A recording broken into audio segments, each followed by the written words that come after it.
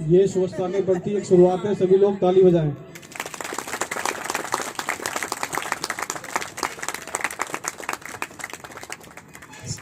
This is the initiative now we understand.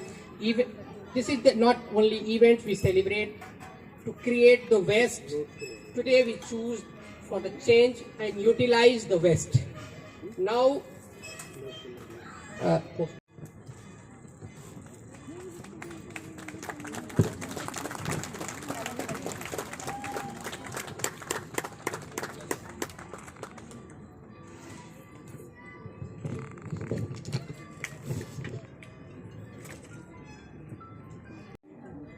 Madam Tejaswini Ananth Kumar ji, आज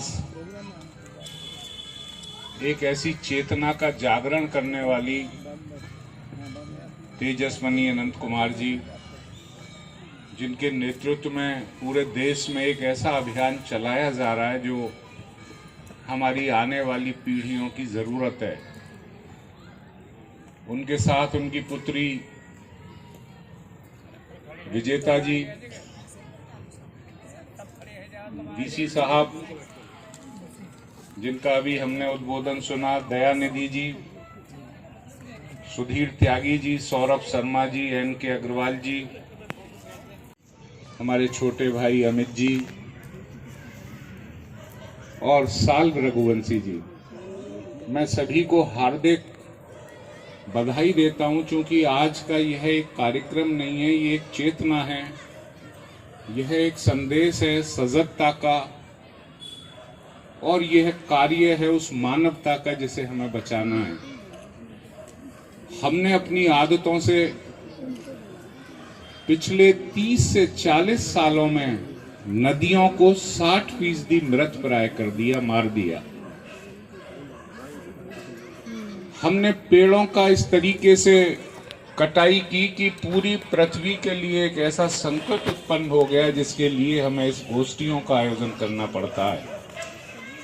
आपको जानकारी होनी चाहिए कि कहने को तो पृथ्वी पर 75% से ज्यादा पानी है, लेकिन यह आपको पता होना चाहिए कि उसमें से पीने योग्य कितना पानी है। सिर्फ 1.75% पानी पीने योग्य है, जिसका एक बहुत बड़ा हिस्सा हम समाप्त कर चुके हैं। और उस 1.75 में भूमिगत जल कितना है? वो 0.4.5 है, जिसे हम नेस्त नाबूद करने के कगार पे हैं। आप सोचिए, अगर हमारी आदतें यही रही तो जो प्रकृति ने हमें सौंपा है, जो हमें संसाधन दिए हैं, क्या हम अपनी आने वाली नस्लों, पीढ़ियों के लिए उन्हें उस रूप में छोड़ पाएंगे? आखिर हम उस प्रकृति के क्यों दुश्मन बन रहे हैं जिस प्रकृति ने हमें पाला पोसा? मैं रात एक कहानी पढ़ रहा था, एक पुराण की कहानी थी। आपने महर्षि दधीची का नाम सुना होगा, सुना है किसी ने? उन्होंने अपनी हड्डियां दान कर दी थी देवताओं को, उससे शस्त्र बनाया गया था।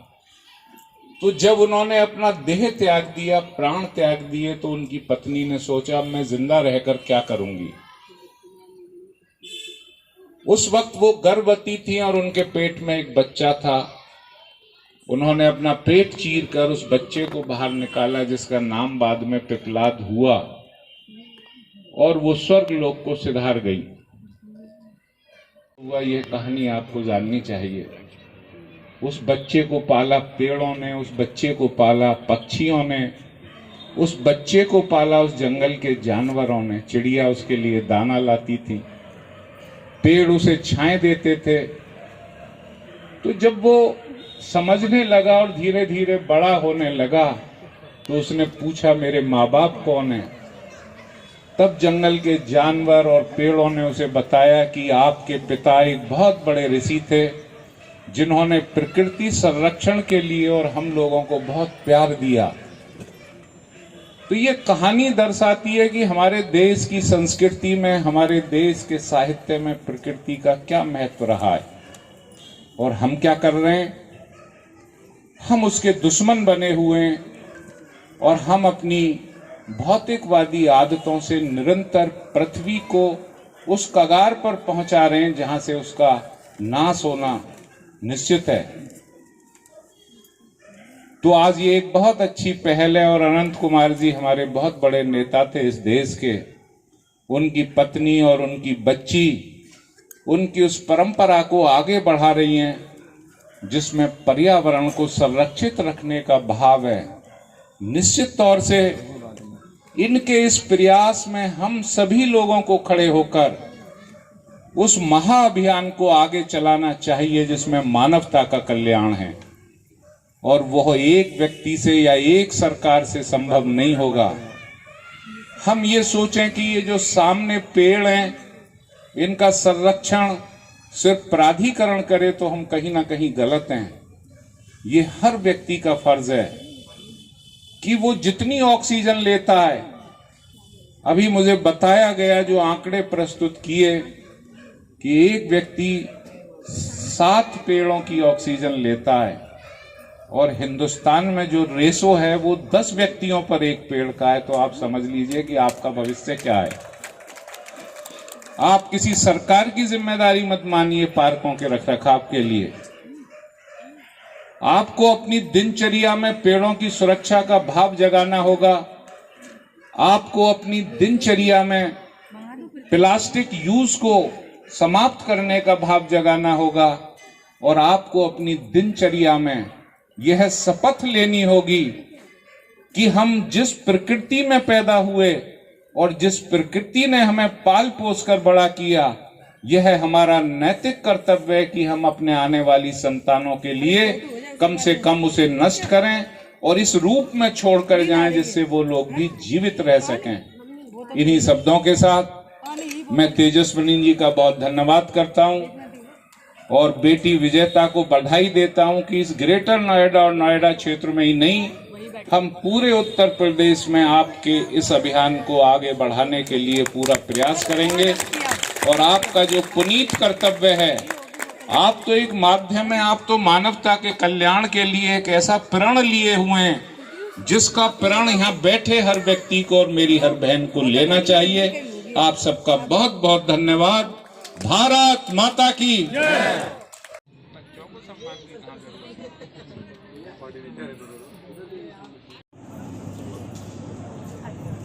Today we have Dhyan Nidhi ji, National Sangathan Mantri, ERDC Kendra. On behalf of the Adamya Chetna Foundation and Anand Plate Bank, towards zero waste and zero plastic future. Today is not just an event.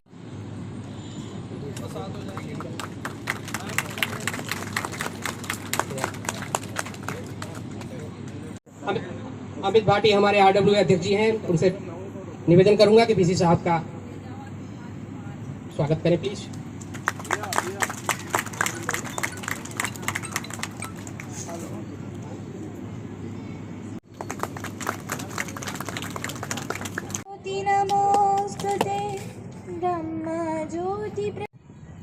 मुख्य अतिथि आए हैं, हमारी तेजस्वी aunty जी हैं, दीदी हैं, माननीय विधायक जी हैं, सभी का स्वागत करता हूं पूरे P3 परिवार से की तरफ से। और देखिए पूरे P3 परिवार के जितने सदस्य बैठे हैं, मैं आपको बताना चाहता हूं, आपको ऑलरेडी मैं लगातार अवेयर कर भी रहा हूं और मैसेज के माध्यम से बता भी रहा हूं कि इतनी बड़ी पहल होने जा रही है। आनंद प्लेट बैंक की जो स्थापना आज हमारे सेक्टर में होने जा रही है, अदम्य चेतना जो फाउंडेशन की तरफ से, ये बहुत बड़ी पहल है। और ये पहल पर्यावरण के लिए है, जो हम भविष्य में अपने बच्चों के को देकर जाएंगे। जितना अच्छा पर्यावरण, जितना अच्छा एटमॉस्फेयर हम बच्चों को देके जाएंगे, उतना अच्छा होगा। आज देखिए छोटी छोटी बच्चियों ने एक अलग से प्रोग्राम ऑर्गेनाइज किया है, और जो प्लेट्स वगैरह सबको लाके नुक्कड़ नाटक भी इन्होंने किया है, उसकी तैयारी की है बहुत ही शॉर्ट टाइम के में। तो मैं सभी का स्वागत करता हूँ और अपना निवेदन करता हूँ कि प्लेट बैंक जो अभी पूरी इसकी इम्पोर्टेंस, कैसे इसको रन करेंगे, क्योंकि हम सभी को मिलकर इसको रन करना है और उसकी इम्पोर्टेंस औरों को भी बतानी है। केवल ये प्लेट बैंक P3 तक ही सीमित नहीं रखना हमें, पूरे ग्रेटर नोएडा शहर तक, क्योंकि हमारी टीम RWA, हमारे माननीय विधायक जी, हमारे स्थानीय विधायक हैं, इनके सुपरविजन में लगातार हमारी RWA और हमारे सारे सेक्टरवासी पहले से एक अपने सेक्टर में वेस्ट ऑफ वंडर पार्क बना रहे हैं। पूरे इंडिया की पहली RWA होगी जिसका खुद का वेस्ट ऑफ वंडर पार्क होगा। तो उसको हम बनाने जा रहे हैं वेस्ट ऑफ वंडर पार्क। कि घर से जो लोहा कूड़ा निकलता है, एक जगह विधायक जी ने हमारी अभी साफ कराई है, पूरी ग्रीन बेल्ट सेक्टर को दिलवाई है, उसमें हम उस वेस्ट ऑफ वंडर पार्क को बना रहे हैं। और प्लेट बैंक की स्थापना हमारी इस मार्केट में हो रही है, जिसका पहली बार आज ही अखबार में प्रकाशन आया माननीय विधायक जी के आशीर्वाद से। उसका 35 लाख रुपए का टेंडर हुआ है। उसमें प्लेट बैंक भी बहुत भव्य प्लेट बैंक बन रहा है। पूरा एक रूम भी हमारा अथॉरिटी ने विधायक जी के माध्यम से आवंटित कर दिया है। तो उसके लिए मैं पूरे P3 परिवार की तरफ से माननीय विधायक जी का भी धन्यवाद करता हूँ। थैंक यू सो मच हमारे RWA अध्यक्ष अमित भाटी जी। नाउ वो अपनी संस्था के बारे, आनंद प्लेट बैंक के बारे में इंट्रोड्यूस करें प्लीज।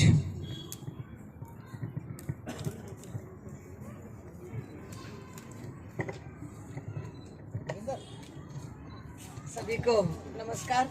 आज के अनंत प्लेट बैंक के उद्घाटन समारोह में हमारे साथ बहुत अच्छा लग रहा है कि विधायक जी, वेरी पॉपुलर विधायक जी है, MLA जेवर के श्री धीरेन्द्र सिंह जी यहाँ हमारे साथ इस कार्यक्रम में आए हुए हैं। और Delhi pharmaceutical science and research university के वाइस चांसलर डॉक्टर रविचंद्रन जी है इस कार्यक्रम में। मेरे ग्रीटिंग्स आपके लिए। विजेता अनंत कुमार अदम्य चेतना जो ट्रस्ट आज ये कार्यक्रम हम शुरू कर रहे हैं, तो उसके ट्रस्टी भी है और मेरी बेटी भी है स्किल डेवलपमेंट में। और जस्ट कॉलेज के दिन से ही ये सिंगल यूज प्लास्टिक के बारे में, एनवायरनमेंट के बारे में, जैसे हमारे सबके बच्चे उसके बारे में स्कूल में पढ़ाते हैं, वो भी विजेता के कारण ही ये काम जो अदम्य चेतना का सस्टेनेबल एरिया में शुरू किया। विजेता साथ में है, दयानिधि जी भी है और सभी जो मंच पे पधारे सभी सीनियर लोगों को मेरे नमस्कार। राजेंद्र सिंह जी जो जोधपुर में अदम्य चेतना का मध्याह्न का भोजन चलता है, वो पिछले 19 साल से राजेंद्र सिंह जी वहाँ चला रहे। 2006 में माननीय लालकृष्ण आडवाणी जी ने उसका उद्घाटन किया था। हर दिन 40,000 बच्चों को वहाँ खाना बनता है और हर दिन 75,000 रोटी भी बनाते हैं। उसके साथ 270 स्कूल्स को खाना जाता है जोधपुर में। उसके साथ 2 जगह गवर्नमेंट हॉस्पिटल में दोपहर का भोजन का, उचित भोजन का भी हम वहाँ व्यवस्था चल रहा है जोधपुर में। और आज के ये 38th और 39th प्लेट बैंक जो पहले एक छोटे से प्लेट बैंक से बेंगलुरु में जो काम शुरू हुआ, आज बेंगलुरु के बाद हुबली कर्नाटक में 20 जगह ये प्लेट बैंक चल रहा है। कलकत्ता में ऐसे अलग अलग जगह में प्लेट बैंक करना था। और स्पेशली मुझे बहुत अच्छा लग रहा है कि दिल्ली के बगल के ग्रेटर नोएडा में आज इतने सुंदर कार्यक्रम से अमित भाटिया जी और साल्व रघुवंशी जी, इन्होंने इतनी सब तैयारी करके ये कार्यक्रम आज हम 38th यहाँ शुरू हो रहा है और 39th पास में ही नोएडा में 39th, ये दोनों कार्यक्रम यहाँ शुरू हो रहे हैं। उस कार्यक्रम के लिए आप सब आए हुए हैं और आप सबका मैं स्वागत भी करती हूँ और अभिनंदन भी करती हूँ, क्योंकि छोटे छोटे बच्चे हमारे उन्होंने स्वागत किया, क्योंकि अभी हमको आगे छोटे बच्चों का फ्यूचर के साथ साथ हमारा भी आज का प्रेजेंट, वो दोनों के लिए ये काम जरूरी है। दिखने में तो सिंपल से प्लेट है, ग्लास है, इसमें क्या नया है? सबके घर में ये प्लेट है, सबके घर में ग्लास है। लेकिन जब भी हम बाहर जाते हैं, शादी हो, कॉन्फ्रेंस हो, कई बार कॉन्फ्रेंस तो सस्टेनेबिलिटी का रहता है, कॉन्फ्रेंस एनवायरनमेंट के बारे में बात करते हैं, लेकिन पेपर नैपकिन, प्लास्टिक बॉटल ये तो इतने कॉमन हो गए हैं। शादी हो, गाँवों में भी, आजकल गाँवों में भी शादी में पहले तो नहीं आता था, लेकिन हर जगह ये यूज एंड थ्रो का ये जो हम यूज कर रहे हैं, उससे क्या हो रहा है सबको मालूम है। ऐसे नहीं है कि हमको मालूम नहीं है, लेकिन अल्टरनेट क्या है, इसका पर्याय क्या है, इसके बारे में सोचने लगे तो कुछ अल्टरनेट नहीं आता था, तो वैसे ही रह जाता था। तो अनंत कुमार जी जो 6 बार बेंगलुरु साउथ के मेंबर ऑफ पार्लियामेंट थे अटल जी के समय में, और माननीय मोदी जी के सरकार में वो कैबिनेट मंत्री रहे। उन्होंने अदम्य चेतना संस्था शुरू की। हम हर दिन 1,65,000 बच्चों को हर दिन का खाना बना के भेजते हैं। ये कार्यक्रम अदम्य चेतना का कार्यक्रम है। उसके साथ हर संडे पेड़ लगाना, जैसे आज पोस्टर रिलीज हो रहा है ना, आज उसके बारे में भी पोस्टर्स और इंफॉर्मेशन भी हम सर्कुलेट करेंगे। हम सबको पेड़ की जरूरत है, ये सब हम जानते हैं। एनवायरनमेंट के लिए स्पेशली माननीय मोदी जी तो नेट जीरो कार्बन एमिशन के बारे में लाल किले पे उनके भाषण में भी बताया था कि एमिशन हर इंडस्ट्री से कार्बन जो आता है उसको जीरो करना है। तो जीरो करने के लिए बड़ा योगदान तो पेड़ों का ही है। वैसे पेड़ क्या क्या देते हैं, बच्चे तो इतना अच्छा पूरा बता देते हैं। पेड़ से क्या आता है, ऑक्सीजन मिलता है, और क्या होता है पेड़ से, खाना मिलता है, फल मिलता है, खाना मिलता है, ग्राउंड वाटर रिचार्ज हो जाता है। ऐसे हमने भी स्कूल में पढ़ा था, सब मालूम है हमको। ऑक्सीजन तो और कोई फैक्ट्री में नहीं बनती है, ऑक्सीजन तो पेड़ छोड़ के और कहाँ से भी ऑक्सीजन नहीं है। इतना सब साइंस टेक्नोलॉजी आगे गया है, लेकिन ऑक्सीजन कोई फैक्ट्री में तो सिलेंडर में डाल सकते हैं, बस बना नहीं पाएंगे। सिर्फ ये मदर अर्थ पे, सिर्फ हमारे भूमि पे ही ऑक्सीजन है, चंद्र के ऊपर भी नहीं। मंगल होके आ गए हमारे साइंटिस्ट, इसरो वाले मंगल भी जाके आए, चंद्र में गए, लेकिन वहाँ कहाँ भी ऑक्सीजन नहीं है। सिर्फ ऑक्सीजन यहाँ है, कोई फैक्ट्री में नहीं हो रहा है।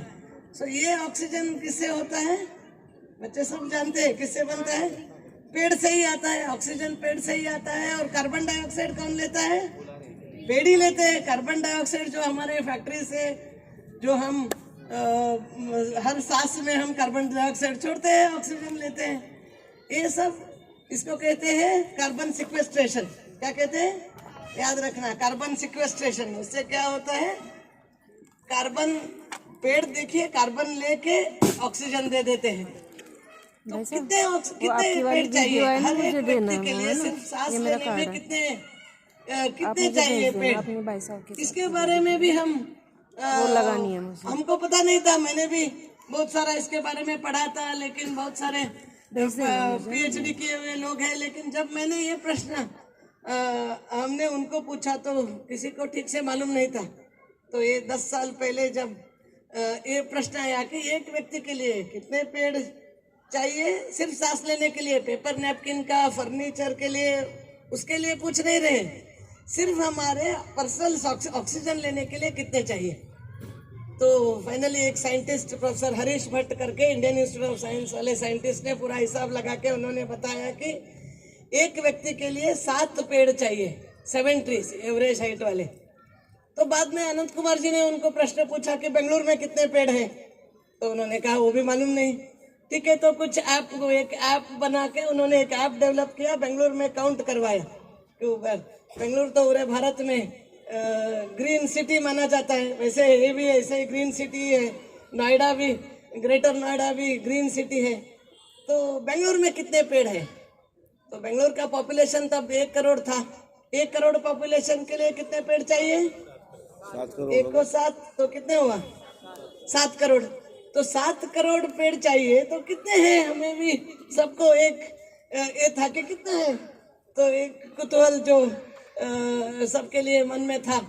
तो जब हमने वो काउंट करवाया तो उसमें वो ये हमें मालूम हुआ कि वहाँ 14,70,000 पेड़ थे।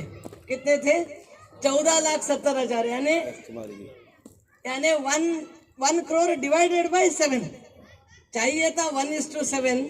एक आदमी के लिए 7 पेड़, तो क्या था, 7 लोगों को लिए एक पेड़। That was the situation 10 years back. उल्टा हो गया। और अब क्या है, 10 साल बाद, अब हमने तो काउंट नहीं करवाया। अनफॉर्चुनेटली अनंत कुमार जी नहीं है, हमारे साथ नहीं है, उनका 2018 में देहांत हुआ। पेड़ तो बहुत सारे कटे हुए हैं, तो 8:1 हो सकता है, 10:1 भी हो सकता है।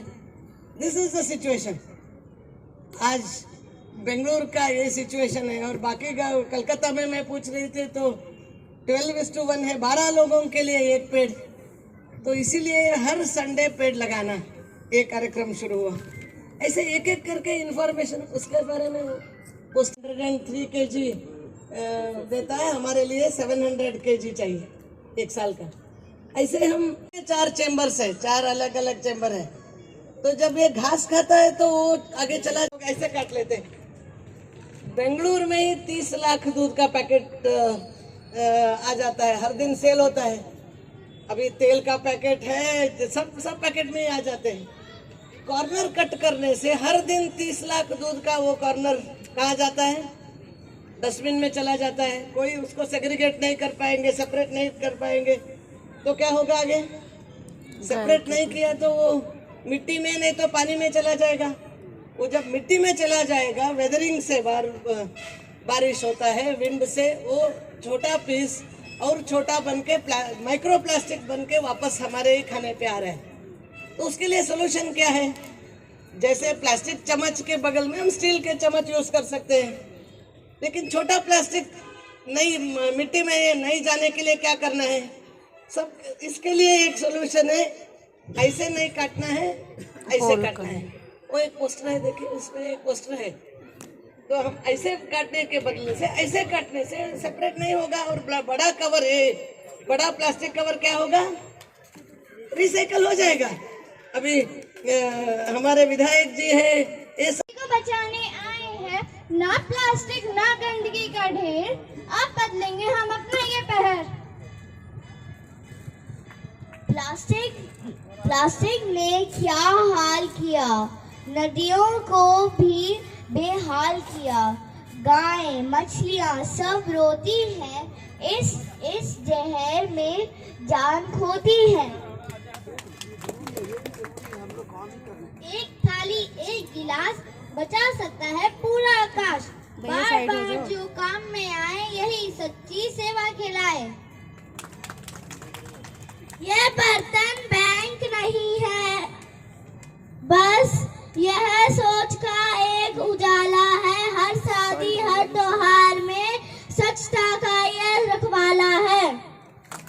आओ मिलकर कसम हम खाएं, प्लास्टिक को दूर भगाएं। धरती माँ का रखे मान और पर्यावरण का भी हम रखें ध्यान। आज से यही है हमारी पहचान, बर्तन बैंक स्वच्छ भारत की शान। बर्तन बैंक स्वच्छ भारत।